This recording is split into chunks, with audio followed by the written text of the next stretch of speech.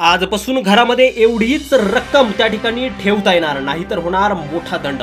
आयकर विभागाकडून छापे मारायला त्या ठिकाणी सुरुवात झालेली आहे। रिझर्व्ह बँक ऑफ इंडिया आणि आयकर विभागाचे नवीन नियम पाळणं हे त्या ठिकाणी बंधनकारक असणार आहे। रिझर्व्ह बँकेची प्रत्येक खात्यावरती त्या ठिकाणी करडी नजर असणार आहे। या संदर्भातीलच एक महत्त्वाचं अपडेट आपण त्या ठिकाणी पाहणार आहोत। मित्रांनो, रिझर्व्ह बँक ऑफ इंडिया आणि आयकर विभागाने रोख रकमेसंबंधित एक अतिशय महत्त्वाचे 4 ते 5 नियम त्या ठिकाणी घालून दिलेले आहेत।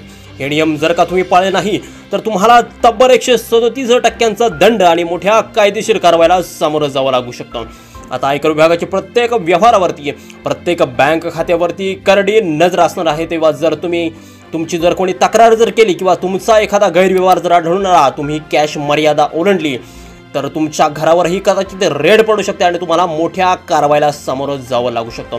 यातून वाचण्यासाठी मला कोणती काळजी घ्यायची आहे, नेमकी कारवाई झाल्यावरती काय करायचं आहे, याबाबतचा हा अतिशय महत्त्वाचा व्हिडिओ असणार आहे। त्यामुळे व्हिडिओ अगदी शेवटपर्यंत पहा आणि चॅनलवर जर नवीन असाल तर चॅनलला जरूर सबस्क्राईब देखील करा। मित्रांनो, सध्याचा जो जमाना आहे तो आहे डिजिटल पेमेंटचा। मग यामध्ये फोन पे असेल, गुगल पे असेल, याद्वारे मोठ्या प्रमाणावर त्या ठिकाणी पेमेंट केलं जातं। पण तरी देखील जे व्यापारी लोक आहेत किंवा ज्या महिला आहेत, वृद्ध व्यक्ती आहेत, अशा लोकांकडे भरपूर स्वरूपात कॅश घरामध्ये त्या ठिकाणी उपलब्ध असते। या व्यतिरिक्त काही घरगुती कार्यक्रम असेल, जर कोणाचं लग्न असेल किंवा इतर काही कार्यक्रमामध्ये त्या ठिकाणी कॅशचा भरपूर स्वरूपात त्या ठिकाणी व्यवहार होत असतो। गाडीचा व्यवहार झाला, जमिनीचा व्यवहार झाला, कोणाला पैसे उसने द्यायचे झाले, घ्यायचे झाले, या कारणासाठी सुद्धा रोख पद्धतीने व्यवहार केले जातात। आता हीच रोख रक्कम आपल्या घरामध्ये किती मर्यादेपर्यंत असायला पाहिजे, आपण बँकेमध्ये एका टायमाला किती रक्कम भरू शकतो, किती रक्कम त्या ठिकाणी काढू शकतो, एवढेच नाही तर कॅशचे नेमकं लिमिट किती असणार आहे। जर एखाद्या माणसाला आपण रोख स्वरूपात काही रक्कम उसनी जर दिली तर त्याच्याकडून रोख स्वरूपात परत घेतली तर यासाठी काय नियम आहेत, हे नियम अंमलात त्या ठिकाणी जाणून घेणार आहोत। या व्हिडिओमध्ये अगदी 4 ते 5 असे नवीन नियम त्या ठिकाणी जाणून घेणार आहोत, त्यामुळे व्हिडिओ न स्किप करता अगदी शेवटपर्यंत पहा। मित्रांनो, यातील जो पहिला नियम आहे तो म्हणजे बँकेमधून एका वेळेला एका व्यक्ती किती कॅश त्या ठिकाणी काढू शकतो किंवा किती जास्तीत जास्त कॅश त्या ठिकाणी जमा करू शकतो, जेणेकरून आपल्यावरती कुठलीही कारवाई त्या ठिकाणी होणार नाही।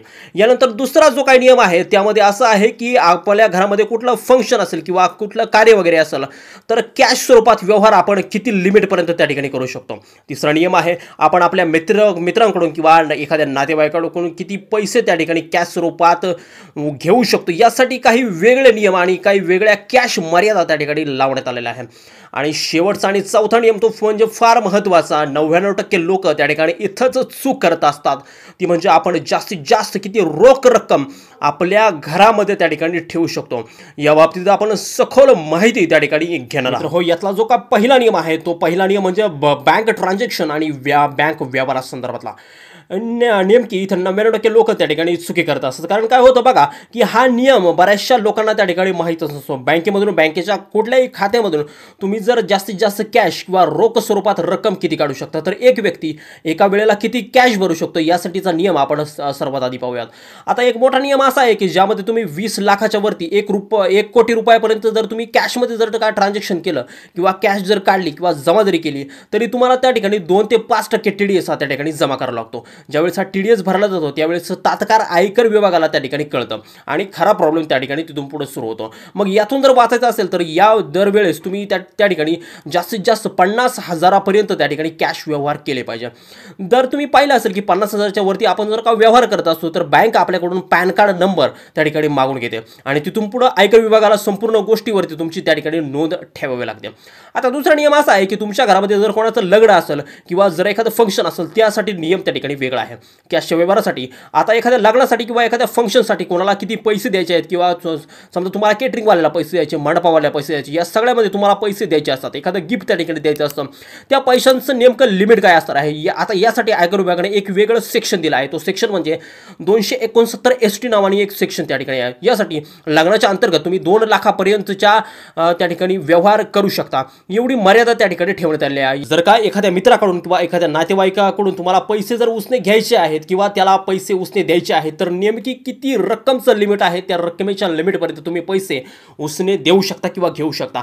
जर तर तुमचा नातेवाईक जर असेल तर तुम्ही 2 लाखापर्यंत तुमचं ट्रान्झॅक्शन त्या ठिकाणी रोख स्वरूपात करू शकता। जर तुमचा तो नातेवाईक नसेल तर तुम्ही 50,000 रुपयापर्यंत हे ट्रान्झॅक्शन तुमच्या दोघांमध्ये त्या ठिकाणी करू शकता। आता यातील सर्वात महत्त्वाचा नियम तो नियम म्हणजे तुम्ही घरामध्ये पैसे त्या ठिकाणी किती लिमिटपर्यंत ठेवू शकता। आता कॅशचं जे काही लिमिट आहे तर तर कॅश घरामध्ये तुम्ही कितीही कॅश तुम्ही त्या ठिकाणी घेऊ शकता. त्या ठिकाणी तुम्हाला कुठलंही लिमिट त्या ठिकाणी नाही आहे. तुमच्या घरावरती या स्वरूपात तुमची जर का कोणी तक्रार जर केली आणि तुमच्या घरावरती जर का रेड पडली तर या सर्व पैशाचा हिशोब तुम्हाला त्या ठिकाणी देता आला पाहिजे. म्हणजे नेमकं तुमच्याकडे पैसा कुठून आलेला आहे, तुम्ही कशा स्वरूपात त्या ठिकाणी व्यवहार केले आहे, सगळे प्रूफ त्या ठिकाणी तुम्हाला देता आले पाहिजे. म्हणजे तुम्ही घरामध्ये 1,00,000 ठेवा किंवा 1 करोड रुपये ठेवा, याबद्दल कुठलीही त्या ठिकाणी लिमिट नसणार आहे. पण तुम्हाला जो काही सोर्स आहे तो सोर्स तुम्हाला त्या ठिकाणी सांगावा लागणार आहे. जर का तुम्ही जर सॅलरी पर्सन असाल आणि तुम्ही जर ITR जर रिटर्न फाईल करत असाल, त्या ठिकाणी तुमची सॅलरी आहे 10,00,000 रुपये आणि तुमच्या घरामध्ये सापडले 1 कोटी रुपये, तर अशा केसमध्ये जी काय रक्कम सापडली आहे त्या रकमेवरती तब्बल 137% पेनल्टी त्या ठिकाणी लागू शकते आणि यामुळे तुम्हाला मोठ्या कारवाईला त्या ठिकाणी सामोरं जावं लागतं. दिलेली माहिती जर तुम्हाला उपयुक्त वाटली असेल तर व्हिडिओला एक लाईक नक्की करा. तुमच्या मित्रांपर्यंत ही माहिती त्या ठिकाणी लवकरात लवकर शेअर करा. चॅनलवरती जर नवीन असाल तर चॅनलला जरूर सबस्क्राईब करा. भेटूयात पुढच्या एका नवीन माहितीचा एका नवीन व्हिडिओमध्ये. तोपर्यंत मित्रांनो, धन्यवाद.